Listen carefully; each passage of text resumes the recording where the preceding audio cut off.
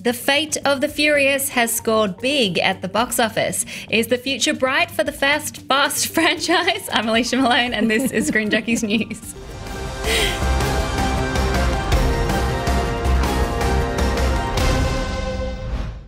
It's a bit American there. The Fate of the Furious was released a mere 10 days ago and has already amassed $900 million worldwide. Collider recently spoke with producer Neil Moritz, who mentioned Universal's plan to end the franchise after the 10th installment. But fear not, Fast fans. Deadline is reporting that series writer Chris Morgan will be penning a Dwayne Johnson and Jason Statham spin-off.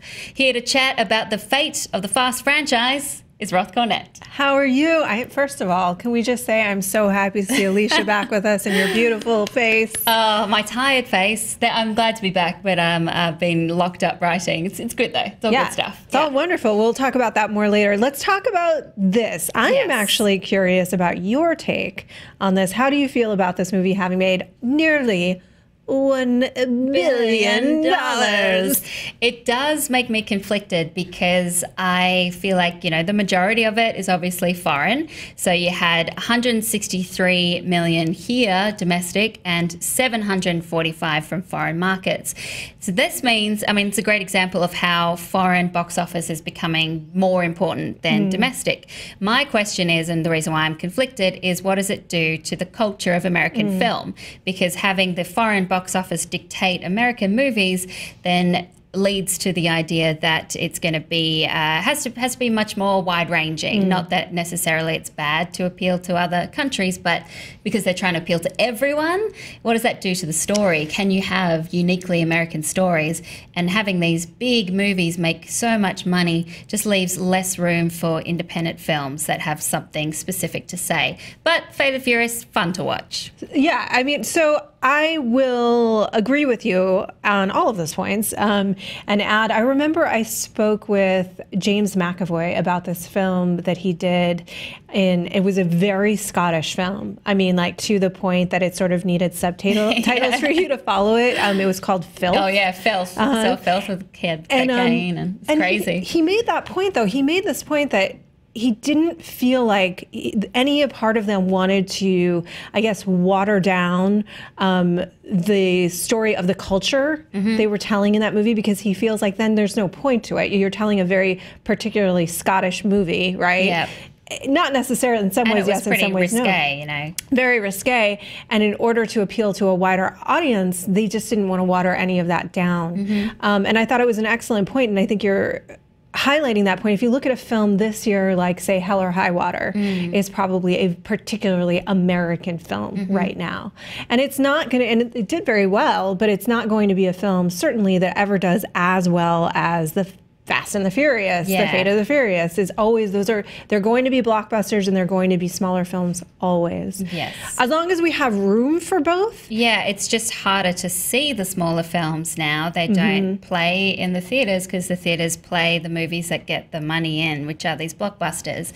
So these people in small towns can't see independent films, and they do go to Netflix occasionally, but they also get buried there. So that's only my worry. But Fate of the Furious, with this box office, what does that mean for the future of the franchise? Well, I think that when you look at something like this, where it does this kind of business, it is nearing, as we say, $1 billion in only its second week. That is a massive amount of money that it's making. And so if you think about from Universal's perspective, right, and this is a pleasure franchise for me. It is an escapist franchise that I think is stupidly fun.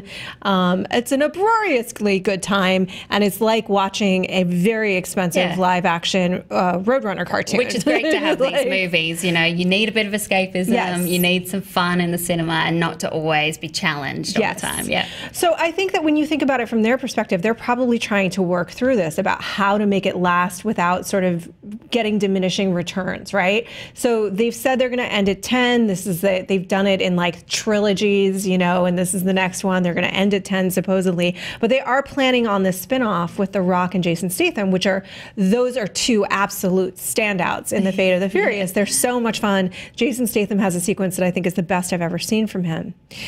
But it is, and it is fundamentally unlike the rest of the franchise, which has been about this family and Dom Toretto at the center, right? So like, if you take that out of it, are you essentially launching a new franchise off that, which is what a spinoff is, off the back of this other one? Is that a smart move? There's been certainly a lot of rumors about The Rock and then not really getting along all that well. Yeah, and then how much longer can they all go with this franchise, and where can it go? I mean, what would you like to see happen in the future? I want them to go to space. Sure, I mean, they're going to end up, there's just no other way. You've got to keep topping yourself. Yeah.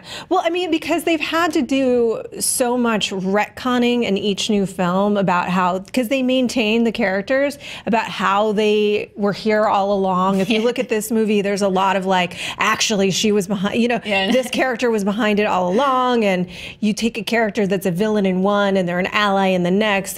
You just have to divorce yourself of logic. So I feel like if you focus on the team up between, there's so much chemistry between The Rock and Jason Statham, so it is a no-brainer to some degree.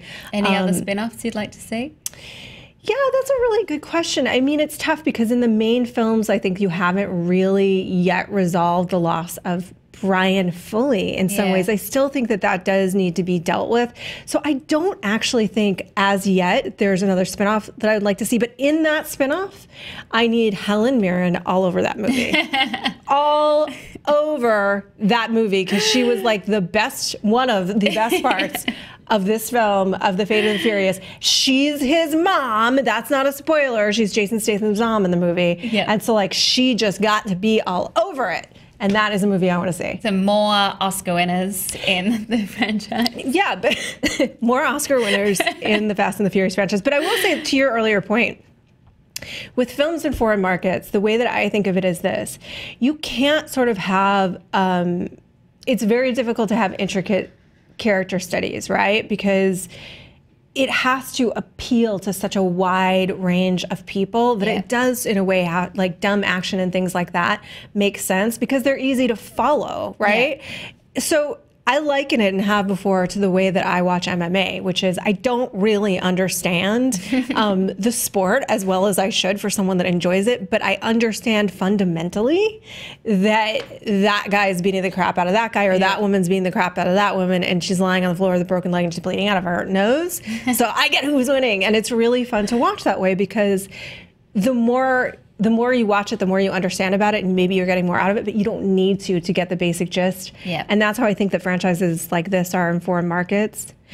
And we're going to have to, I think, heal as movie lovers, you and I, and go the way that we're going to get the great character work that we love and the smaller mid-range films that we love is going to be on VOD more and more and more.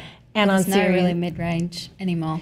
Well, those great stories are being told, and those great character stories are being told on television more and more in those limited series or on VOD. And that's where actually I think critics and recommendations are essential, way more than The Fate of the Furious. Like, you're going to see it if you're going to see it. You don't care what I think. But if something has a good rating, even talking for myself, on like Vudu, I'm more likely to watch it. On Netflix. And Amazon. Filmstruck. Filmstruck is my go-to. Little plug there. But Fate of the Furious, having in the Furious franchise, it's going to continue in some form, whether it is just making so much 10 money. or it's going to just keep going. It's making so much money. Right. Like, I mean, I think we have to be in that reality too. As long as it's making this much money, it's going to keep going. It'll stop when it stops making this much money. And as long as they keep it interesting in terms of, this is where it's going to get tricky. How creative can you get in terms of those action sequences so that they remain engaging and fun and unique? And somewhat realistic. No. Beg to differ 100%, Alicia Malone. You want to go completely crazy? Yeah, this series. I suppose we've already seen things flying over the road at some point. When you are flying over tanks and grabbing people midair. Now, aren't they? Like, I don't think they are indestructible superheroes. They're kind of their own thing. They're not really indestructible superheroes. They're really They think it just doesn't make sense. No. That's what's so great about it. Yeah, they fly through not one building but two. Yeah, no, because this is the thing. It is truly like a live action cartoon in the sense of you don't have, it's almost in an alternate reality in my mind where there are no real consequences. No physics. There's no physics. There's no laws. You can do whatever you want. As long as it's engaging and entertaining, I'm on board with it. But I think eventually they are going to run out of ideas and we will know we're there when they do end up in space. Family. It is the family. But it is, Can you do a Vin Diesel? I don't know if I do a better Groot. Yeah. It's all about the family, Groot. I am Groot. Your baby Groot now. Yeah. Roth Cornet, thank you so much for joining me. that was the worst imitation ever. Well, we want to know in the comments below, what would you like to see from the Fast and the Furious franchise? Do you want it to end at 10? Do you want spin-offs? Let us know. And also, don't forget to click over here to see more goodness from SJ News. Tweet us as well at SJ News, and we'll see you soon.